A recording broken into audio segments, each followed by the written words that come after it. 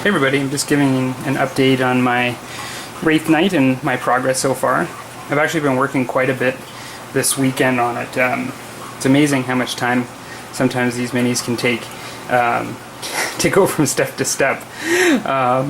And so what I've done, I think, since I've last shown an update is I have airbrushed, well, finished the priming of all the additional plates, like for the shoulder plates and the kneecaps, etc., head, and I airbrushed those, and I used the Createx green, like I've been using on some of my minis, like the Falcon.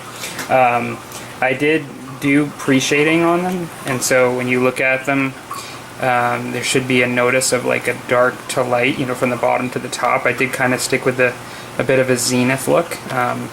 And so I did attempt that. Sticking with those pieces, I did do the head, and I used moot green on the head, and then I airbrushed some white to give a bit of a radiant sort of look for the head. I wanted sort of that ghostly kind of look.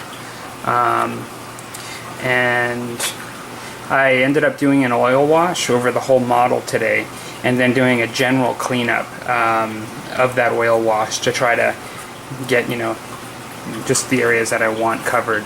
And so I'll just do a bit of a turnaround, because I'm at that point where I haven't done the detailing of the model, but I'm getting pretty close to getting it to where I want it to be, to the finished product. And so I'll just kind of turn it around here. I've got him with his Wraith cannons right now on.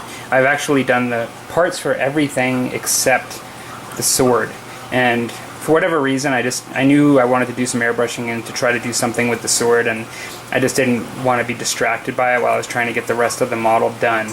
And so I've ended up just waiting to the end for that, and so I'm gonna have to do all these stages just on that. It'll be like doing its own mini, I suppose.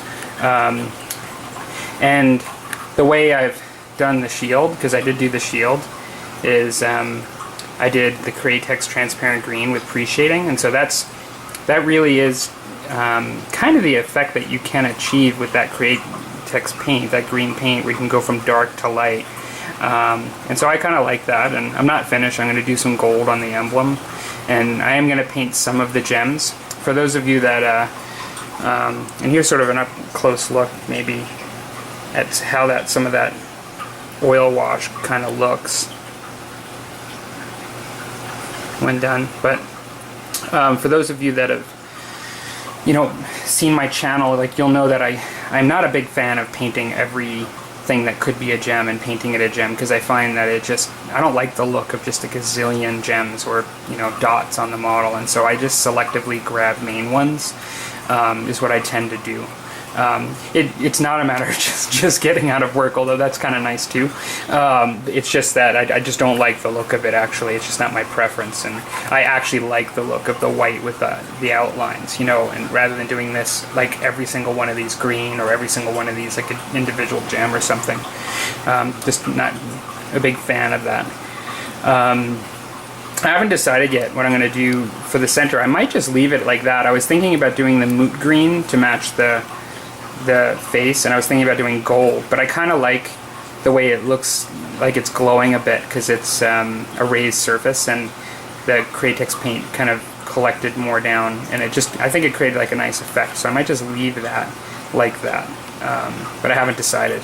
Interested in your comments what you think. I was thinking about doing either a raised gold, I was thinking about doing a raised moot green there, or just leaving it as is. And I'm kind of liking the way it's looking now, but I'm not really, I'm going to put the gold on the shield, but I'm not decking him out like I would a Farseer or an Autarch or something, like, with everything gold and stuff. I mean, for my army, I tend to do that with leading and command units, and it's true that the Wraithknight can be even your warlord with the Anding Codex, but I'm treating them as if they're any other sort of unit in the heavy support section, and I'm not kind of making them all gold and stuff, and so I don't know, that's just my preference. And so so I'll do a little bit like on the shield, but and maybe I'll put it on the back, but I don't know, that's probably about it. So yeah, interested in everybody's thoughts. I just have them drying a bit. I've not even done my gloss coat to lock in my oil that I've just done. I may do a little bit more cleanup tomorrow, because I like to do an initial cleanup and then maybe check it again tomorrow and just see if I want to do any more.